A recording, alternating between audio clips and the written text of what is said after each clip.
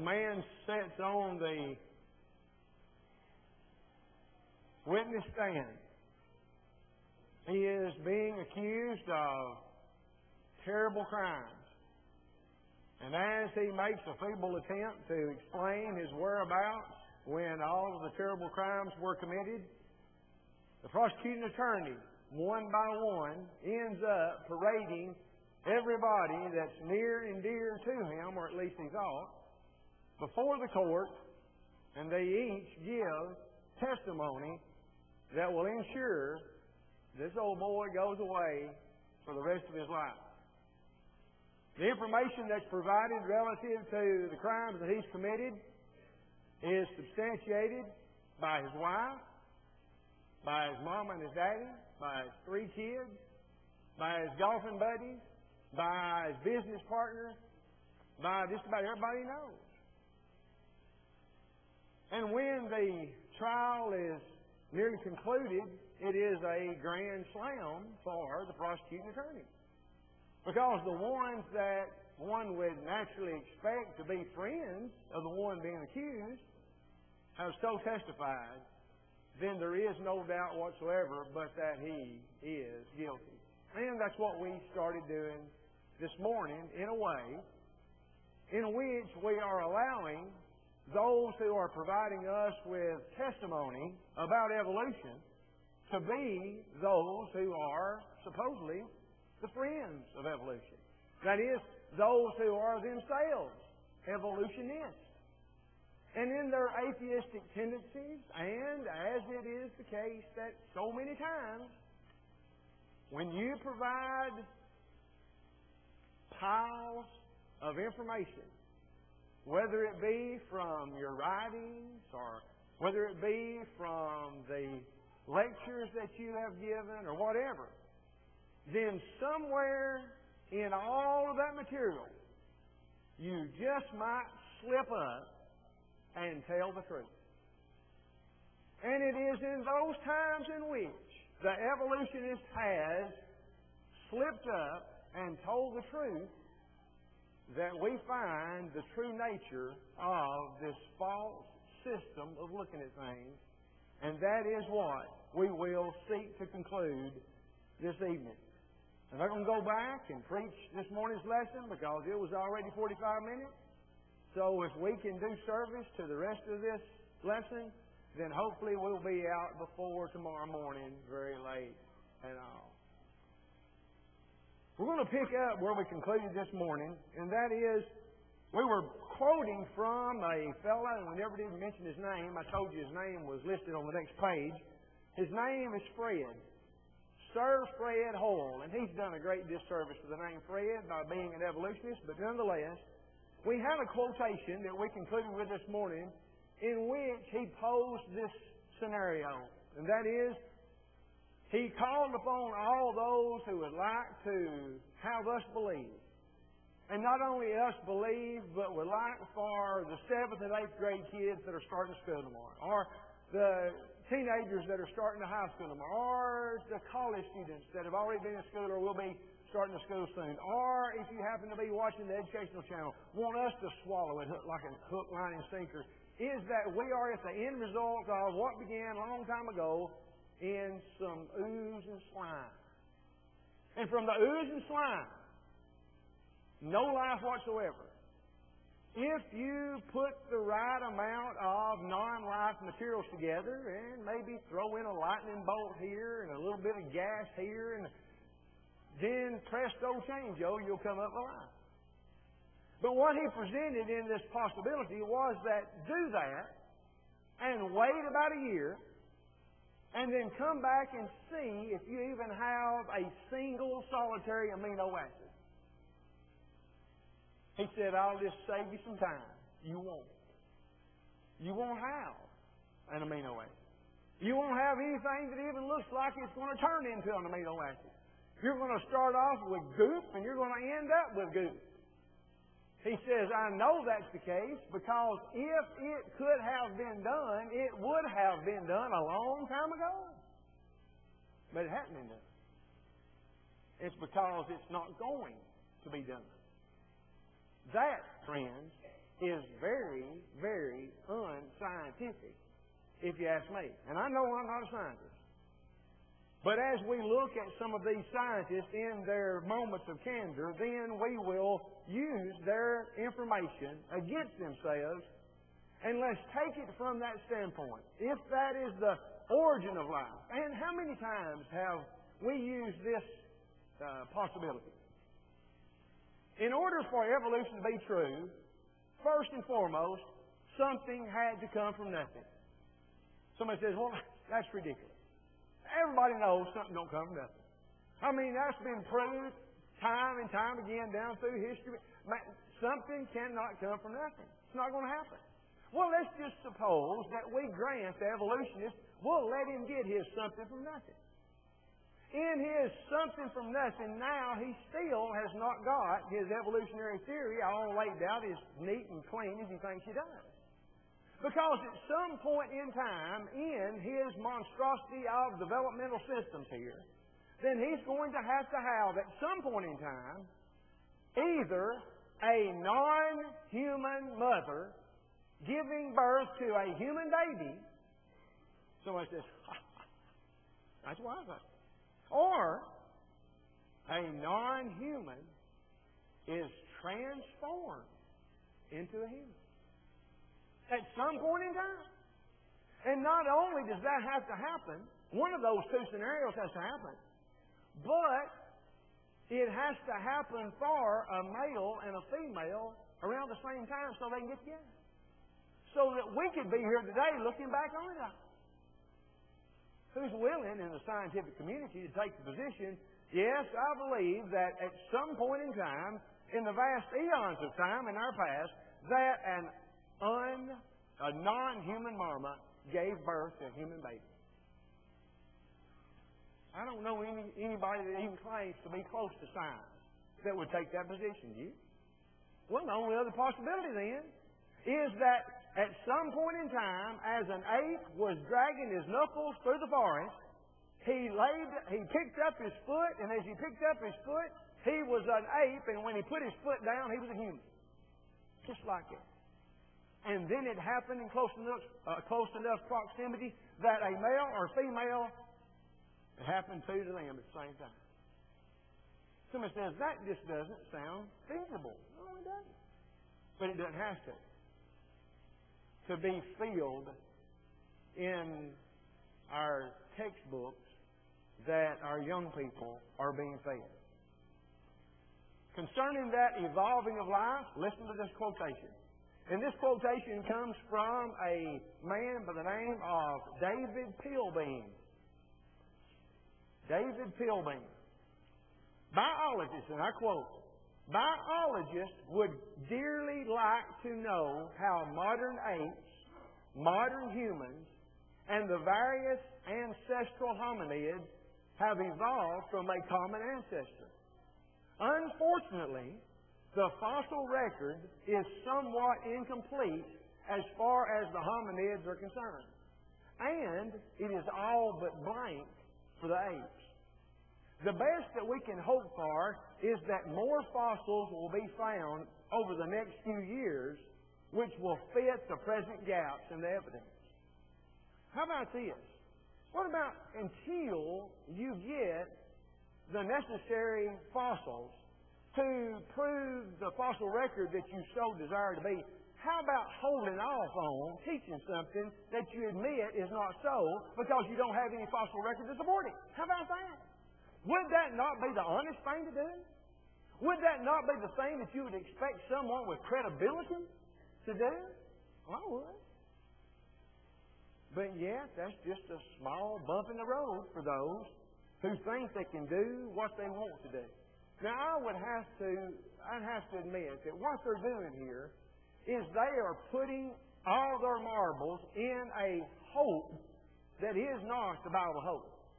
Their hope to find fossil record in the future is sort of like I hope to shoot around the golf under par. It ain't going to happen. Or I hope to catch the largest smallmouth bass this side of the Rocky Mountains. It's not going to happen.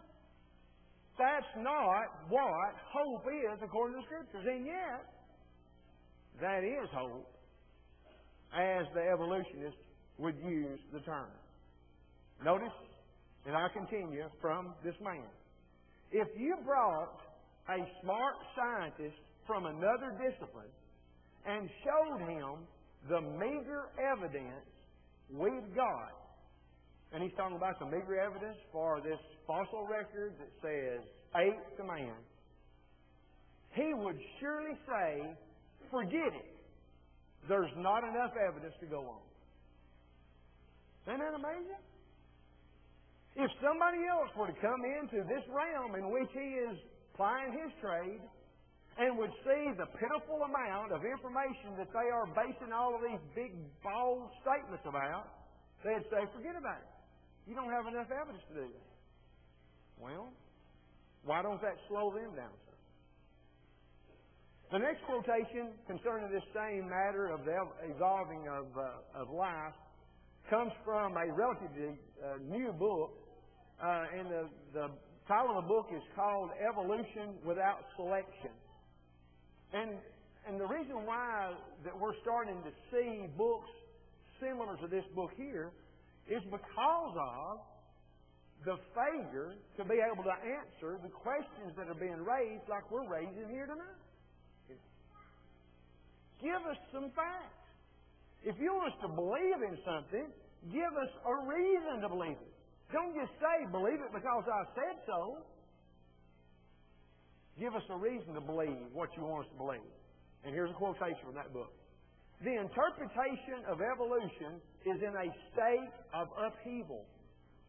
The rapid advancement of molecular biology has led into question many of the tenets of Darwinism and Neo-Darwinism, which, although valuable approaches at the time they were formulated, never fulfilled the criteria demanded by real scientific theory. Sure.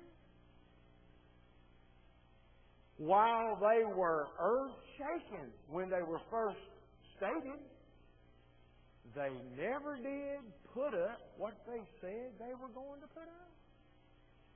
It was all blown. It was all smoke and mirrors. It made a big splash. It got people's names mentioned. But it never did produce what it claimed to be right on the cusp of producing. Now, we've got words for that type of thing where I live. It's lies and hogwash. Or hogwash and lies. Whichever way you want to cut it. It fits in the same category.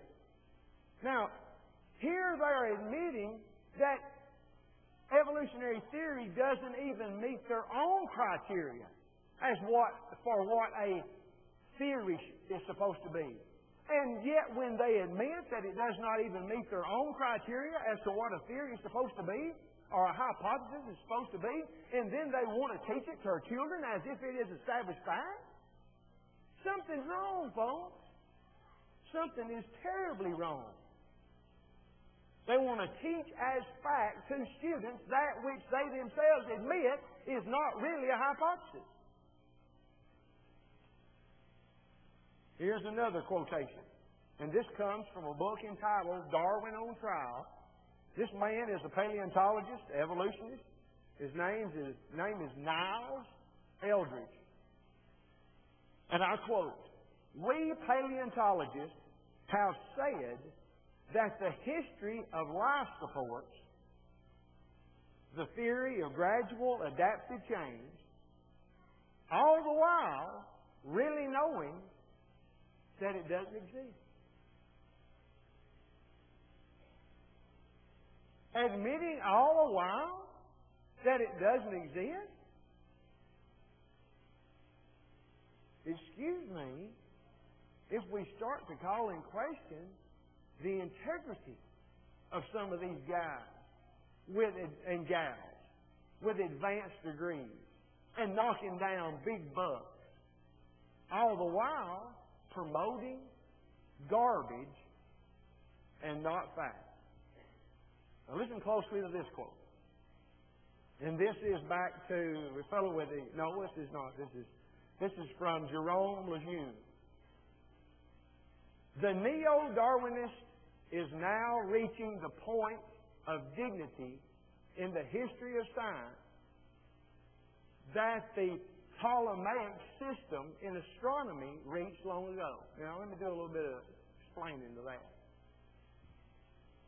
The Ptolemy explanation of astronomy is that the world, the universe, revolves around the earth.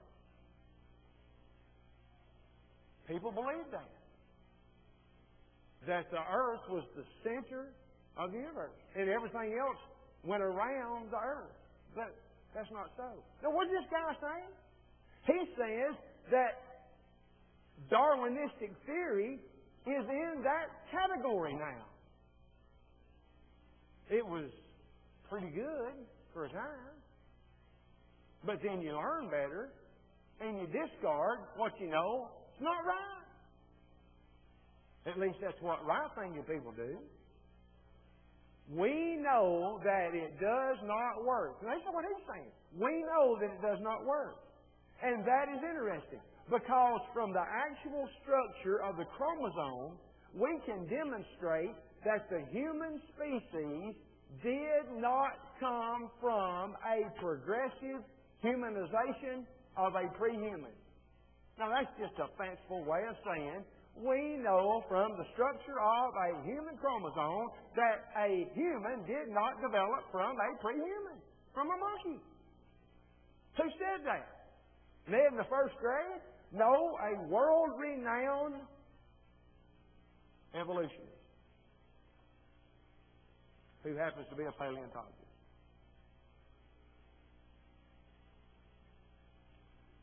This is, when I read this, it just blew my mind. A man by the name of Graham Patterson, who is the senior principal officer of paleontology at the British Museum of Natural History. Pretty fancy position, for sure. He, in an address to the American Museum of Natural History in New York City, challenged the people that were assembled, as he's speaking now, he challenged the prestigious body of evolutionists that were there to name one thing they knew to be true about evolution. And nobody said a word. Is that not quite telling? Of course, any time that we examine some of the excellent material that we have available, whether it be through Apologetics Press or through Brad Harrop and Think Magazine, and our library's got tons of material, anything and everything points to the fact that the human eye did not develop over eons of time from a less than good eye of a monkey. It happened all at once. It was created and put in the head of a human being by God in the very beginning. Our simple question in all of this is being, okay, let's honestly examine the evidence. And when we honestly examine the evidence, then let's deal with and use the evidence honestly. That's all we expect. That's all anybody ought to expect out of me. That's all God expects out of any of us. And that's all we should expect out of other people. So if this is really the way it is, and even these people who are up to their head involved in evolution, who make their living out of it, and they admit that there's so many holes in it, Swiss cheese is more likely to hold water than it, then what's the motive behind it? Why do they do what they do? Well, again, I don't want you to take my word for it. We're not going to speculate about why they do it. We're going to hear from the very people themselves. We're going to talk to the evolutionist mama and daddy and his brothers and sisters and his golfing buddies and everybody else, because they will tell us just exactly why it is. Sir Arthur Key, quotation, "Evolution is unproven and unprovable. We believe it because the only alternative is special creation, which is unthinkable. Now we're going to deal with some facts. Why would you continue to hang on to a fanciful theory that makes stuff that Walt Disney does look like comic books? It's because to believe the opposite, special creation by a creator God, I don't think we can handle anything like that. He's being honest right there. He's telling the truth right there. We can lend a great deal of credibility to when a person tells the truth like that. That's why. You remember, and this is why I suggested our devotional reading come from 2 Timothy chapter 4, verse 1 through 4. This people with itching ears, and heaping to themselves teachers who will scratch their ears. That's it. The world is filled with people who do not have an attitude of acceptance for the truth. They don't have a taste for the truth. And so, in their desire for fables, it tastes better than the truth. Then they'll get somebody to tell them a fable, but not the truth. And those that don't want to be confined to the restrictions of the Word of God, then they'll accept evolution for other reasons. Reckon what those other reasons are. Aldous Huxley, a British novelist, and also from a long line of Huxleys that were all the way back to the time of Darwin. They were closely connected with evolutionary theory. Here's what he said. I had motive for not wanting the world to have meaning. Consequently, I assumed that it had none. Had none what? Had no meaning. And I was able then, without any difficulty, to find satisfying reasons for this assumption. I call that circular reasoning, You start somewhere that's not true, and then you can just run around wherever you want to and come right back to there and never even touch the truth. And that's what he's done. The philosopher, and I continue to quote from Mr. Huxley, the philosopher who without any difficulty defines satisfying reasons, the philosopher who finds no meaning in the world is not concerned exclusively with a problem in pure metaphysics. In other words, he's not really that concerned with a philosophy of existence, of what exists, what is real and what's not real. He's not really concerned with that. Here's what he's concerned with. He is concerned to prove that there is no valid reason why he personally should not do as he wants to do. Or why his friends should not seize political power and govern in the way that is most advantageous to them. For myself, the philosophy of meaninglessness was essentially an instrument of liberation, sexual and political. Mr. Huxley hit the nail on the head. When you want to do what you want to do, and you do not want anybody talking and pontificating about right and wrong, then buy into a fanciful theory like evolution, and then you can do what you want to do. And you can support people in political office who will rook and crook to get ahead because, after all, if there is no God, so what if I get to the top from stepping on everybody in the way? Who cares ultimately anyhow? Remember that series of articles that I was developing on how the Holocaust could have happened? same explanation.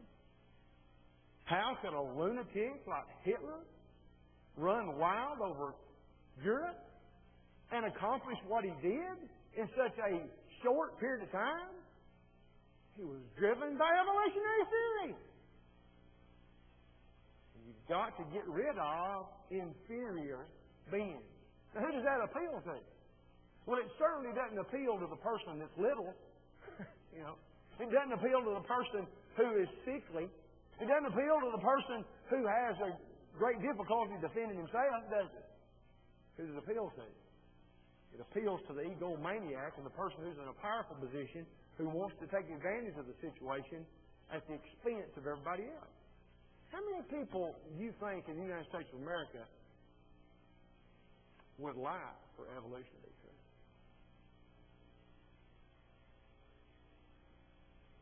How many do you think today, maybe, that even went to a quote-unquote place of worship all the while thinking it was a waste of time because there's no God?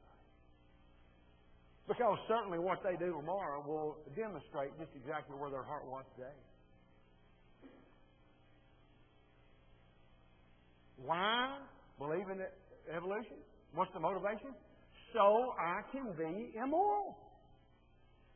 If there is no God, there is no such thing as morality.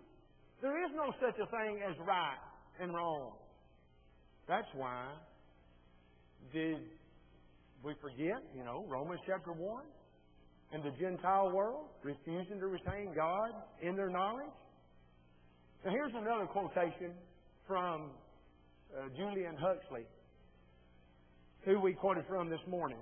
And here he's in this quotation, he is defining humanism. And I realize that humanism, in many people's thinking, is gone by the wayside. Nobody is a humanist anymore. Nobody subscribes to humanistic philosophy or anything like that. Well, that's just wrong. And while it may not be a word that you hear used that often, except by some preacher in a sermon on Sunday night, then humanism is alive and well in the home of the free and the land of the brave. I guarantee you that. Humanism. What is that? According to Huxley, a noted evolutionist, humanism is an outlook that places man and man's concerns at the center of interest. Modern humanism, which does away with traditional Christianity, is characterized by its faith in the power of human beings to create their own future. Don't you notice that word again, faith? Isn't it amazing that here we have these atheistic evolutionist philosophers who use the word faith all the time? But what do they mean by faith? Without evidence, they believe that man can fend for himself better without God than he can fend for himself with God. Well, if eternity wasn't so long, we'd just step back and say, well, go ahead and try, big boy, and see how good you do. The way of man is not in himself. It is not in man that walketh to direct his own steps. That was true in the days of Jeremiah 10 verse 23, and that will be true until the Lord returns again. Create your own future. Well, that's not going to work. Now listen, and here's a quotation from a man by the name of Philip Johnson. Most Americans believe that the earth is billions of years old and that life evolved gradually from simple to complex forms. But they also believe that evolution was a means by which God carried out a plan to create humans. For tactical reasons, Darwinists don't rush to tell all these people that they are missing the point. But all in good time. Missing the point. What point is it that Darwinists don't rush to tell people? There is no God, goofy. There is no God. There's just as much possibility for a married bachelor as there is for a theistic evolution. It's impossible for them to be the same thing. It don't work. It don't work. And the evolutionist knows that. And yet I got brethren that don't know it. They support theistic evolutionists to go around the country and spew their "I'm a married bachelor" garbage. Sad, sad, sad indeed. You can't have it both ways. Who said that? Philip Johnson. Noted evolutionist. You can't have it both ways. A geneticist by the name of Richard Lewontin, he made this statement. We take the side of science, so-called, in spite of the patent absurdity of some of its constructs, in spite of its failure to fulfill many of its extravagant promises of health and life, in spite of the tolerance of the scientific community for unsubstantiated just so stories. Because we have a prior commitment, a commitment to materialism. Now, that's a long sentence. But you know what he said at the beginning of it? We accept evolution in spite of the fact that everything that we've said is not so, because the opposite is simply not viable. We've got to have an eternal earth, you know. We've got to have matter has always been. We've got to be materialists. Now, why do you think? And we've asked this question before, but why would people do such a thing as this, knowing the whole time that they're doing it, that it's not feasible and does not fit even their so-called scientific theories? Well, here it is. He continues, materialism must be our absolute, for we cannot allow a divine foot in the door. That's it. We cannot let God in. If we let God in, then our whole house of cards falls flat. Would it surprise you then that if there would be anyone in the scientific community that would begin to question some of these absurdities that they admit are absurdities, these irreconcilable problems that are associated, can you see how that those people might end up getting run plumb out of the scientific community? Well, that's exactly what happens. And according to another noted evolutionist who is a lady by the name of Evelyn Richards, listen to what she says. And this is all the way, this is on television in New South Wales, Australia in 1998. Science, and listen, I think this is a pretty good boiling it all down statement. Science is not so much concerned with the truth as it is with consensus. What counts as truth is what scientists can agree to count as truth at that particular moment in time. Now think about that. Everybody wants this to be truth, raise your hand. Everybody doesn't want this to be truth, raise your hand. Well, looks like the truth, those who want to be truth, y'all got it, so we're going to put that into our vote. It would be comical if it were not so eternally damning. Scientists are not really receptive or not really open-minded to any sort of criticism or any sort of claims that actually are attacking some of the established parts of the research in Darwinism, neo-Darwinism. They find it hard, and those who take opposition will find it hard to get research grants. They'll find it hard to get their research published. They'll find it very hard in every way possible. Because they'll be pushed aside. They'll be railroaded. They'll be blackballed. They'll be pushed out of the profession. They won't get the money because they don't go along with what truth is right now, according to consensus. That's not real truth. It's not objective. It's not knowable and defendable. It's just what truth has been determined to be today by this group of pointy-headed scientists. Man alive, folks. And to think that the percentage of people who are even exposed to the truth of this matter is so puny that it makes me want to cry. Who do you think knows this in the beautiful Sequoia Valley?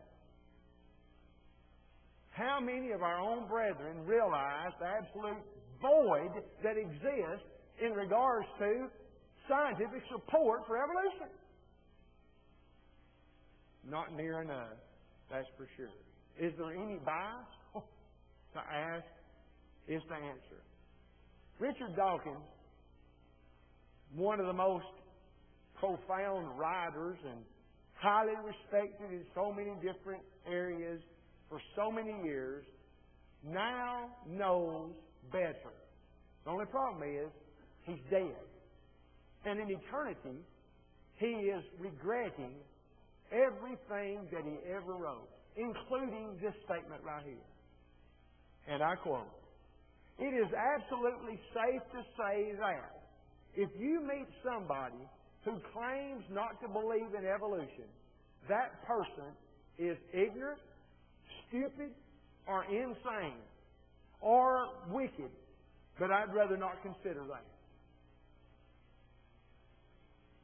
I have a hard time keeping my mouth shut when I know that somebody like that is influencing a whole generation of young people to believe that I am a stupid idiot for believing in the beginning God created the heavens and earth. And it should not be the case that we have to feel like the Lone Ranger in regards to matters like this. What is our obligation? Well, you see, the obligation that any one of us possesses is the obligation that the totality of us possess together.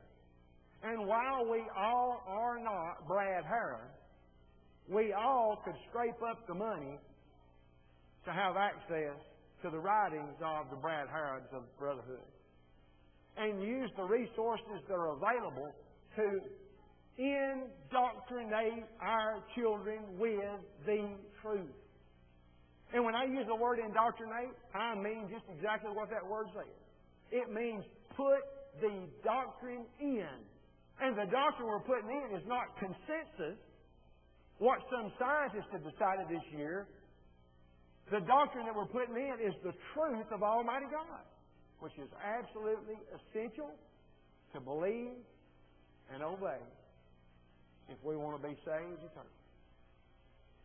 The possibility exists that in an audience of this size, there may be one or more that is not in a saved relationship with God right now.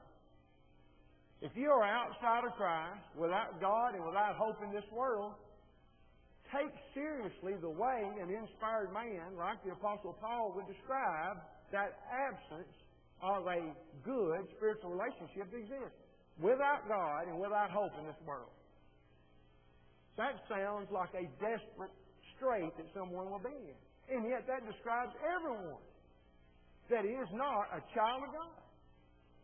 There are not numerous ways in order to become children of God. There's one way. We become children of God by being born again, born of water to Spirit. To be born again is to be baptized into Jesus Christ for the forgiveness of our sins as penitent, believing, confessed Lord. That's what it meant in the first century. And that's what it'll mean in the 2000th century, if there is such a century. Have you obeyed the gospel? Maybe you have in times past, but gone back into sin. Why not take advantage of the opportunity to return and to be restored? That's the purpose of the song that has been selected, that we might encourage you through the words of it. Would you come while we stand and while we sing?